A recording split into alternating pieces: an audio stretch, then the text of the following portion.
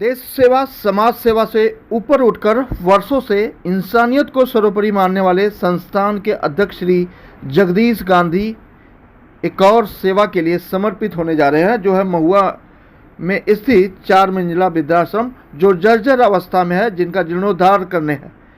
आप भी अपने बूढ़े माँ बाप की सेवा में योगदान देना चाहते हैं तो कृपया इस नंबर पर संपर्क करें। सबसे पहले आपको नंबर बता देते हैं 9004633000। इस पर आप संपर्क कर अपनी सेवा दे सकते हैं। दरअसल आपको बता दें कि संस्था श्री सरस्वती हेरिटेज फाउंडेशन के माध्यम से मां सरस्वती नदी का पुनर्जीवन करने का भी काम जगदीश गांधी जी ने किया है। इसके अलावा त्रिवेणी मां गांधी चैरिटेबल ट्रस्ट निवृत्ति धाम कपोल संचालित महुआ जिला भावनगर गुजरात फाउंडर अध्यक्ष श्री जगदीश गांधी व निरंजन सेठ ट्रस्टी AB मेहता ट्रस्टी 102 वर्षों से यह संस्था सामाजिक तौर पर कार्यरत है, जो कई तरह की सामाजिक सेवा दे रही है। स्कूली छात्रों को बस देने से लेकर जिम्नास्टिक से लेकर तालाब को गहरा बनाकर गैया मैया को सेवा देने से लेकर तमाम ऐसी संस्थाएं जिस पर आज मुकेश भाई मेहता ने उन्हें सम्मानित किया है। यह तस्वीरें देखिए और क्या कुछ નિવૃત્તિ ધામના જે આજે આટલા વર્ષોથી પોતે પ્રેસિડેન્ટ છે અને સરસ કપોર સમાજનું એક અમારું આ ગૌરવ છે મહુવામાં જે છોટા કાશ્મીર તરીકે વખણાય છે। તો અમે અમારી ટીમ તરફથી જગદીશભાઈ ગાંધી અને નિરંજન શેઠનું અમે સન્માન કરીએ છીએ। Thank you very much. આભાર।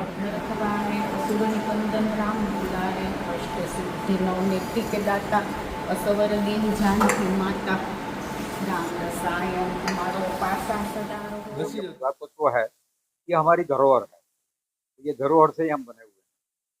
तो अब ये खास विशेषतः सरस्वती नदी पर जो मैंने बात की, सरस्वती नदी जो है वो सरस्वती नदी सभी ज्ञान की जननी है, विश्व में जो भी ज्ञान है।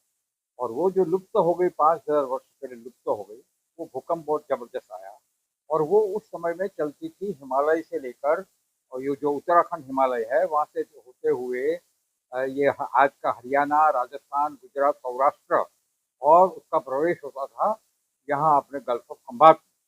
तो वो जो नदी जो लुप्त हो गई उसका पुनर्जीवित किया जाए, उसे फिर से बहाया जाए। तो उस दृष्टि से हमने ये जो प्रयत्न शुरू किया 1965 से मैंने शुरुआत की। बहुत राजस्थान के रेगिस्तान में मैं चला हूँ, कच्छ के रेगिस्तान में चला हूँ 1500 किलोमीटर, और हिमालय में मैंने पूरा हिमालय किया है, कश्मीर काराकोरम से लेकर अरुणाचल प्रदेश तक का हिमालय 4000 किलोमीटर किया है। और वहाँ की नदियों वगैरह का जो उसकी संरचना है, उसका जो पूरा तंत्र है नदियों का, उसके ऊपर मेरा गहरा अभ्यास। उस हिसाब से हम सरकार के पास गए और सरकार के साथ ये हमारा बहुत, गुजरात सरकार के साथ और राजस्थान सरकार, हरियाणा सरकार, उसके साथ ये हमारा बहुत तालमेल है।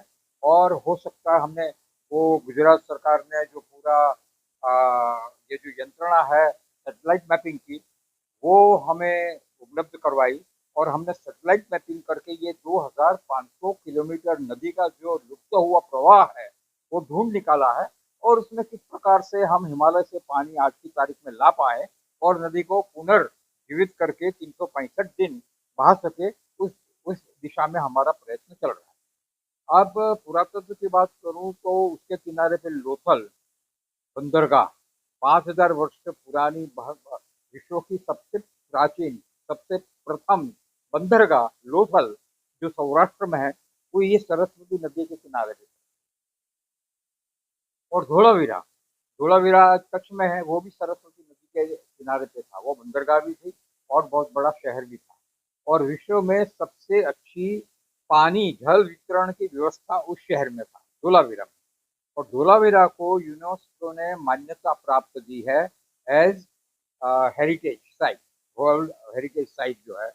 अब उसका जो उद्घाटन किया वो आदरणीय मोदी जी ने उद्घाटन किया, और उसे सेलिब्रेट करने के लिए दूरदर्शन डीडी द्वारा 1 घंटे के पूरे 60 मिनट्स का उन्होंने एक डॉक्यूमेंट्री तैयार किया। और वो डॉक्यूमेंट्री में पूरे भारतवर्ष में से 8 ऐसे जो तज्ञ हैं इतिहास के, जो पुरातत्व को समझते हैं, 5000 वर्ष पुरानी संस्कृति को समझते हैं, उस प्रकार के जो इतिहास के तज्ञ हैं, उनकी जो इंटरव्यू किया, तो ये मेरा सौभाग्य है कि उनमें से मैं एक हूँ।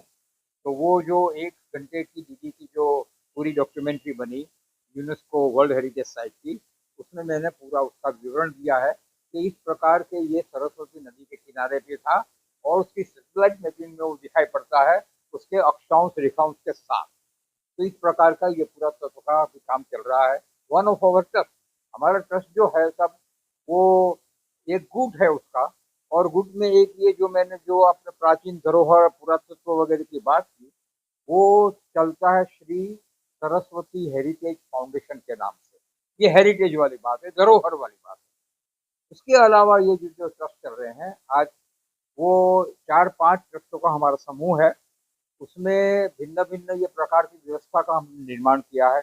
एक तो वृद्धाश्रम, तो वृद्धाश्रम में है, उसके पीछे हमारा यही है कि जो हमारे हमारे बुजुर्ग हैं, जो हमारे वडील हैं, हमारे पूर्वज हैं, जिन्होंने हमारे इतना अपने समय दरमियान कुछ ना कुछ समाज के लिए जो प्रदान किया है, तो वो उसको आज उनके हालात पे न छोड़ते हुए उसे किस प्रकार की व्यवस्था, आश्रय वगैरह मिले, आश्रय मिले और आश्रय में के साथ-साथ सांत्वना मिले, उस दृष्टि से हमने ये इसका जो निर्माण किया है। तो उनकी उनकी वहाँ हमारी पूरी व्यवस्था है। भोजन वगैरह, भोजनालय है, बहुत शुद्ध भोजन मिलता है। लाइब्रेरी भी है, वहाँ लाइब्रेरी में एक बड़ा हॉल है। हॉल में हमारे टीवी वगैरह की व्यवस्था है। और जल की जो पानी व्यवस्था है, दोनों है। गैस गैस सप्लाई भी है, गैस से भी पानी ये होता है, गर्म होता है, और सोलर की व्यवस्था भी है। तो इस प्रकार की हमने पूरा व्यवस्था का निर्माण किया है। अब उसके उससे अतिरिक्त हमने ये जो पूरा हमारा जो चला है कन्याओं का, कि भाई हमारी बेटियां यदि पढ़ेगी, हमारी बेटियां यदि पढ़ेगी, तो अपने पैरों पे, जब समय बदल रहा है, ऐसा नहीं है कि वो केवल रसोई घर में ही 24 घंटे उसके बंधन में रहे। आज हमारी बेटियां पढ़ने लगी है, बाहर पढ़ी है, भिन्न-भिन्न क्षेत्रों में, भिन्न-भिन्न वैज्ञानिक क्षेत्रों में है, तो उसके लिए उसका ये ज़रूरी है, अभ्यास ज़रूरी है। तो जो गाँव-गाँव में है, आर्थिक दृष्टि से कमज़ोर है, उनके लिए हमने ये व्यवस्था का निर्माण किया है। उसकी जो पूरी ग्रेजुएशन की जो उनकी फीस है 70% से लेकर 100% तक, जैसी-जैसी अपनी-अपनी व्यवस्था आर्थिक दृष्टि से उनका जो स्तर है, उस हिसाब से हम ये उनका पूरा जो फंडिंग करते हैं स्कॉलरशिप का। फिर उसके लिए ट्रांसपोर्टेशन वगैरह की गाँव-गाँव में चलाना। तो आज हमारे पास 2 हमने शुरुआत की थी मिनी बस, और 30 मिनी बस चल रही है। वो पूरे तालुक लेवल पे हैं, पूरे जिला स्तर के ऊपर है। तो जो हमने 20-25 बेटियों से चालू किया है, आज पूरी 1000 बेटियां हमारे रिकॉर्ड पे हैं। और आज कुछ 1 महीना पहले हमारा जो ज़बरदस्त कार्यक्रम हुआ था, मेलावा हुआ था, तो उसमें 1300 हमारी बेटियां वहाँ से गाँव-गाँव में से होकर उपस्थित रही थी। बहुत व्यवस्थित कार्यक्रम रहा था। तो उसका जो पुस्तक वितरण वगैरह हैं, उसकी ट्रांसपोर्टेशन की व्यवस्था है, उनका ये फंडिंग वगैरह, कॉलेज की फंडिंग करनी है। इतना ही नहीं, मैं और भी बात बताऊँ कि कॉलेज में से हमने पूछा कि भाई ड्रॉप आउट क्यों हो रहे हैं, या कुछ उसकी जो एब्सेंटिज़्म क्यों है, तो हमें पता चला कि उनका जो प्यूबर्टी का जो समय आता है, तब वो एब्सेंट रहती है। तो हमने वो जो भी कॉलेज वगैरह की, हाई स्कूल वगैरह की लड़कियाँ, बेटियाँ हैं, उसके लिए हमने सैनिटरी पैड की व्यवस्था की है। और उसके परिणाम स्वरूप ये हुआ कि ये सब जो हमने व्यवस्था का भिन्न-भिन्न निर्माण किया, तो कॉलेजों में से ये पता चलता है कि उनकी प्रेज़ेंस 100% हो गई।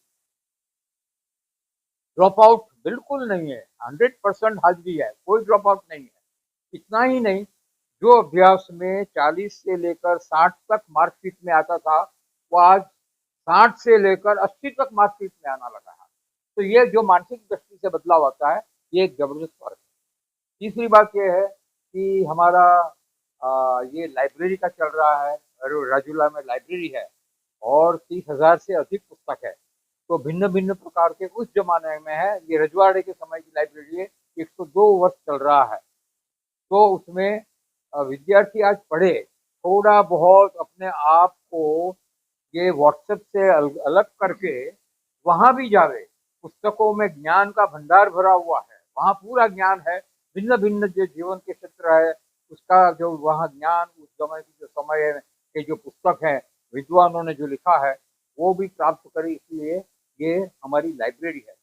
फिर ये जो जिम हमारा चल रहा है, जो शारीरिक सौष्ठव होना चाहिए, तंदुरुस्ती बननी चाहिए, इसलिए ये बहुत जबरदस्त हमारा ये चल रहा है। उसमें दोनों विभाग है, पुरुष का सेक्शन भी है और महिला सेक्शन भी है, और उसके ट्रेनर वगैरह भी पुरुष है महिला है, उस हिसाब से वो चल रहा है।